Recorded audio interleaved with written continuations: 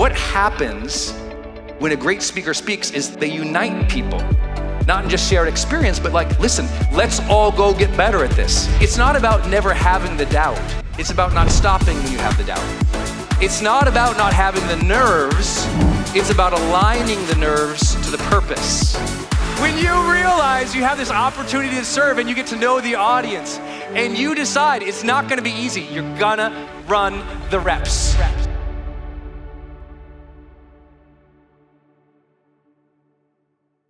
I would go to local Kiwanis clubs, Rotary clubs, Lion clubs, YMCAs, and I would ask, hey, is there any opportunity for me to speak? Is there anything I can share? And they're like, what would you like to talk about? I said, I don't know. What does your group need? What are you guys all struggling with? What do you challenge? I knew right off the bat, it wasn't about me, as we'll get to. So it wasn't, hey, hire me as a speaker. It's like, hey, I would like to learn to speak and to talk and to train. I'd like to facilitate, I'd like to communicate. Is there anything going on here? And of course, all those are volunteer organizations, so they love to see a young kid coming up. They love to support and mentor, so they gave me chances. Then I got my first job, and in my first job, every speech, I would ask, every meeting, I would ask, can I talk? Every meeting in my first job, can I talk? Can I give a status report? Can I share what we learned? Can I share? Every meeting I would ask to talk. Why? Just putting in the reps, man. Just putting in the reps so that by the time I got to that title bout, I would be ready. And then I remember I got the title bout. I spoke to so many Kiwanis clubs, and they were having the National Kiwanis Convention. And they invited me as the keynote speaker. One of the worst days of my life, actually, but thanks for the cheers. The night before, speaker tip for everybody. The night before I made the junior varsity mistake that so many speakers have made on the road, I didn't know. The night before I got to the hotel, and they had one of those rooms for the VIPs, and I went up there, and I had the shrimp cocktail. Yeah, some of you know. Don't ever have that on the road, ever. Just stop. Nowhere ever should you have this. So I had the shrimp cocktail, and within literally an hour, I'm throwing up in the bathroom and other things. And I get food poisoning. I'm up all night with food poisoning. The speech is at 8 a.m. I get up at 6 a.m. I'm sick all morning. I'm drenched. I'm so disgusting and filthy. I take the shower, I feel terrible. I get my suit ready, I put my suit on, my first fancy suit. And I gotta walk over, now I think we were in Texas if I remember, we were in the South somewhere, and I didn't calibrate right. It's only 4 blocks to the convention center, but it's like 1,000,000 degrees in humidity, and I'm drenched walking over there. And if you're sick and you're in the heat, you know what I'm talking about. It was terrible. I get there, I'm backstage, and I'm just so sick. And people can see, you all right? I'm like, oh yeah. Because at that time, I believe this is my shot. This is gonna make my career. This is the most important day. Because that's what we tell ourselves. We get myopic. We get acute in our anxiety. And we forget everything is just another opportunity. And you're honing, you're developing mastery. It's not the end all be all. You got your big webinar coming up, it's just one webinar. Go be awesome on it. Love serving. Do so good. It's just one. You're gonna do 100. You got your book launch? Great. Work hard for it. But guess what? It's just one. It's not the only thing. Even fighters need to learn that it's a fight. Bring everything you got to it. But there's gonna be another one if you do well. But I didn't know that, so it's everything. I walk over there, I'm backstage, I'm feeling the nerves are going crazy. I think it was 6,000 or 7,000 people. So it's a whole convention center, my first big. And right before I run back to the bathroom and I'm throwing up. And I'm feeling so terrible, but I know I need to hydrate because I got a 90-minute set. So I'm drinking water, but not too much because I'm like, oh, how much water can you drink? And I'm like, oh my God, and I'd never had that kind of thing. I don't remember. I think that was the first time I'd ever been food poisoning. Some of you know exactly what I'm talking about. And it's your moment. Imagine it's your moment and you feel terrible. So I go out on stage and I think the adrenaline took over. And I just started doing my thing. I just started doing Brendon and adding the value and teaching the points that they said was important for everybody in the audience. And I'm gonna come back to the end of this story, but I wanna teach you the second point. The speech is not about you. The communication is not about you. The relationship is not about you. And the more you make it about you, the more you suffer in your insecurities, and the more you disconnect from the very people you're trying to connect with. That's a universal success principle to understand. You gotta not make it about you. You can tell your stories just like I'm telling my stories. But here's what I'd done before this speech. I had said, hey, can I speak in the weeks before the event? I said, can I talk to the 10 most successful Kiwanians across the country? I just want to interview them. I want to find out, what are their goals? What are their chapters struggling with? Why aren't there more leaders? Why isn't the organization growing more? Who are the people who build the bigger clubs? Who are the clubs who are struggling? Can I call them? I probably spoke to, on the phone, 40 to 50 people before the speech. Not just the event organizer. I talked to the top guys, the low guys, the people who are in between. I was getting all their best practices.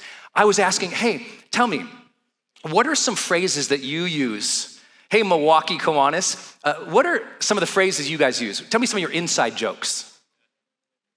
I found the inside jokes of 40 or 50 clubs. So during my speech, I'd drop a joke or an inside thing, and I'd say something, what do you think, Milwaukee? And Milwaukee would go crazy, and they're like, he knows us. I did that with 5 or 6 different organizations around, and the 6,000 people, I had them because I was speaking whose language? Mine or theirs? Theirs. I knew every pain point. The whole speech was built on their goals and their pain points. I had 90 minutes. I was speaking their language, their insider tricks, their stories. I knew where they struggled. I knew where they won. I knew the big names. I dropped the names of the big leaders, and I talked about the up and coming people. It was like watching a story, not of Brendon Burchard, but a story of themselves. See, most speakers never break through, not because they don't have a signature story. They don't break through because they don't know the audience. Yeah, know about the other people. Then what else did I do? In the speech, I knew the 3 objectives. You only got 3 objectives in a speech, in my opinion. First, obviously, let's just take the context of what I shared. You already know the audience. But then the objectives from there is, number 1, demonstrate compassion. We need a significant amount of your speech to be in their world with a tone of compassion. I understand, here's this person's story. I understand, here's my story. It's that connection point that you have with people when you get to share that you have shared experiences or you understand their shared experiences, and you slow it down, you talk about the challenges. You talk about the challenges that we all struggle with our finances. You talk about the universals that we all struggle to feel more joy. You talk about the struggles of family and relationship and work and career and clarity and feeling good. All of these are universals that we need to connect with. And so, what are your universal values or experiences that you're going to share on purpose with an audience? What are they? And when you know that, then you can find a story maybe that triggers or maybe connects. Compassion. The second objective is challenge. To challenge your audience. And how do you do that? With the same universals. Listen to this challenge and tell me if it, though, still sounds compassionate. Isn't it true that you need to cultivate more joy in your life? Does anyone disagree with that? So it's a universal challenge, isn't it? You don't have enough joy in your life. We got to do something about that. Every person's like, damn, that's so true. Right? You know, sometimes, you just gotta be honest, you don't listen to your spouse enough. Now that's a challenge. It's not delivered like, you don't listen to your spouse. There's no type A, blah. It's just like, you know, sometimes you forget to listen to your spouse and you have to do something about that. So it can be said straight without the challenging tone. It can be compassionate, but the challenge is there. Universals are a great place to challenge people, right? Sometimes you're just too distracted, and that's what's causing your family financial difficulties. Could you be honest about that? Raise your hand. That's a challenge. It doesn't feel good when someone says that, but most of you can go, yeah, I guess. And so you challenge. The third objective, so important, the third objective is all about connecting the audience. It's about what is the agenda for them moving forward together. How do you find that connection point where they're gonna go together? They're gonna go together. They're gonna go do something. What happens when a great speaker speaks is they unite people. Not in just shared experience, but like, listen, let's all go get better at this. Let's all go work hard together. Look to your person left, right. Let's share this. Let's talk about this. It's creating and fostering a sense of belonging, togetherness, unity, friendship in the room so that the group goes, yeah, this is amazing. We're gonna win. And when you do those things, you get the achievement of what I just call freedom. There's a freedom up on stage. There's a different feeling because guess what? You're out of your head so much. And now you can just talk with the people about what they're challenged with, what they're trying to do, about what their universals are. And it feels different when you care about them and you can still just do you. I'll come back to the story at the Kiwanis Convention. Luckily, by the time I got there, there's no part of me that's nervous or I'm weird. It's just, I'm sick. I have this shrimp cocktail, hangover, drooling spit thing. I gotta go in front of 6,000 people, but I know Milwaukee. I know this person's name. I know their inside joke. I know their struggle. I know why they're not growing. I know what their leadership principles are. I know what their values are. I already asked the CEO, what would you love a third party to say to your group that you can't say because it'd be politically incorrect? Another $1 million insight. Because guess what? When I say to that audience and I kill it, the CEO goes, that's my man. That dude right there, hire him again. Everyone's like, how do you always get rebooked? I'm famous for getting rebooked. I'm always rebooked. One of the reasons I'm rebooked is I know what the top leadership team really wants to say about the people who lack focus and discipline in their organization, but they can't say it. And I'm like, I can say it. I'll wrap it in a good story. I'll tell you what it is. Let me get at it. I'll tell you. And so I say what the leaders are trying to communicate, but they just can't quite. So next time you give a speech, think about that. What do the leaders wish they could say, but it would be too harsh? What do the leaders wish they could say, but it wouldn't feel good? Like, what is that? You have to find that. So I know all that, so I'm comfortable. So I go out on stage. And I'm telling you, it was set up perfect. They had this huge lectern, 1 mic, 2 mic, 3 mic. This huge lectern, there's big jugs of water down there, and there was also a little monitor where I could see the slides behind me, and then 6,000 people. Oh my God, and I got out there and I was mortified. I walked out there and I don't know what happened. Even though I'd given other speeches, I was scared. But aren't you always gonna be a little scared? See, it's not about never having the doubt. It's about not stopping when you have the doubt. It's not about not having the nerves. It's about aligning the nerves to the purpose. What you call anxiety, what you call acute stress, I call readiness state. I call I give a damn. I call this energy is being called forth for me to marshal this next level. Here I am. Emotions are automatic, they're physical, they're impulsive. They happen to you, but they don't have to take over you. You can feel it, so I felt the nerves. I felt the sickness. I'm out there in front of 6,000, my first big thing. Oh my God, my dream. And I was fascinated. I was almost slow in my first opening talk because you ever be on stage and you're just kind of taking it all in. I was just kind of looking. You know, the second town I grew up in Montana, we only had 2,300 people. So now I got 6,000. Imagine it's just like this overwhelming thing. And I'm just like, wow. And I kind of look like this for about 10 minutes. So I'm walking, I'm taking it in, I'm having a great time, 6,000 people. I'm like, oh my God, the lights are up there. Thing is feeling good. This is like, wow. I'm like, oh my God. look at this is amazing. And then I'm towards the end, and I'm about to do this visualization of them visualizing and imagining their home and their Kiwanis Club growing and their neighborhood. I'm gonna do this visualization, and I'm walking out, so I'm having a good time, and all of a sudden,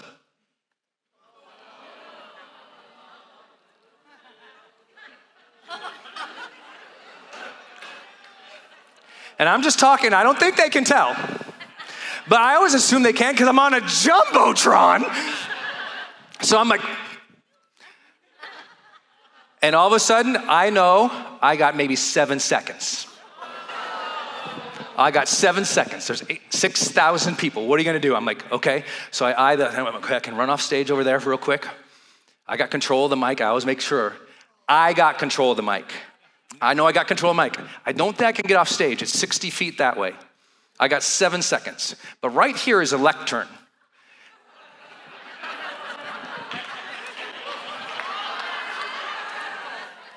So what I'd like you all to do is close your eyes.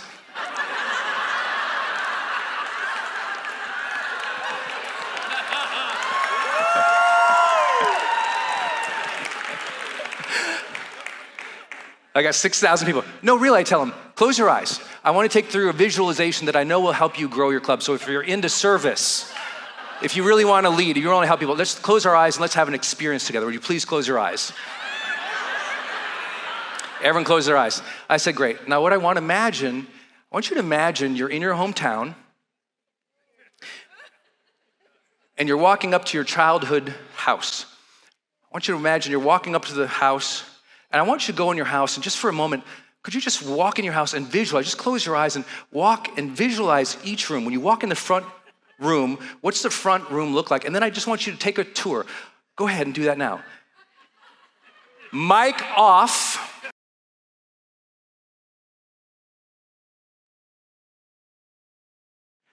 Mic is off, their eyes are closed, bend down. I had spotted the water jug in the lectern. I grabbed the water jug.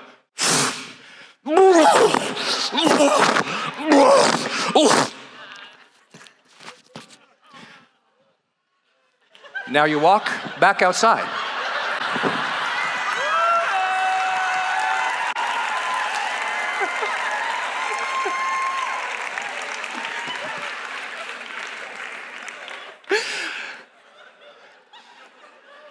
I'm pale as a ghost, but I just start walking it out, and I just start going, and I go, and I go, and I go, and you always have to close on a crescendo. Everyone say the word?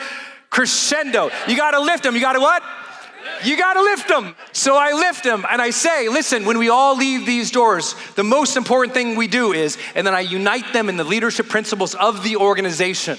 I thank them for being here. I thank 30 different clubs off the top of my head. That you all made this possible today. We are changing the world. What an honor it is. This is my first big speech. Thank you guys. This was unbelievable. Please go serve. Bam! I'm done. The place goes crazy.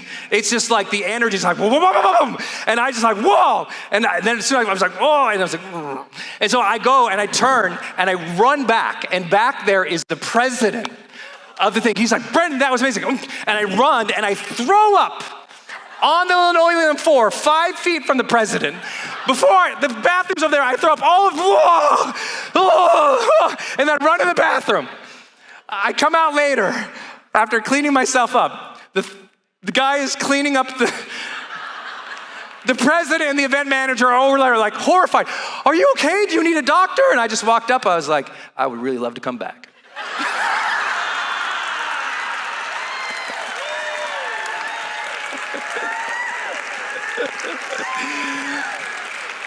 Freedom, everyone say it with me. Freedom. When you realize you have this opportunity to serve and you get to know the audience and you decide it's not gonna be easy, you're gonna run the reps. I've been blessed now to keynote every major arena as the keynote at other organizations, at every major arena in North America now since that day. 100+ live events, an unbelievable joy of speaking on stages and on videos, because I realized no easy way. You challenge yourself to get over your insecurities. You show up, you run the reps. Every one of them, you're gonna have stress, anxiety, weirdness, but every one of them, you're gonna stretch a little more. You're gonna learn to move a little bit more. You're gonna try to add value. You're gonna know their insider language. You're gonna find out, how do I unite them before they leave? Give them some compassion, a little bit of challenge. Unite them, push them out, and you'll find a freedom after a little while. You don't even have to worry about it because you're just being a servant up here, not being part of selfie culture that just wants the picture up there. You actually do it for a cause, for a purpose, for a reason. And you fall in love with that so much that people, when they see the service is on you and you listen to them and you cared about them, they invite you back, they invite you back, they invite you back. And if you're terrible, next one. And then one day everyone's like, how did you do that? And you're like, you know what? I put some holes in circles walking around, practicing my speeches over and over and over. I felt sick a lot of times. I pushed through. I tried because I loved the idea that maybe I could make a difference. I could be that ripple effect in somebody's life.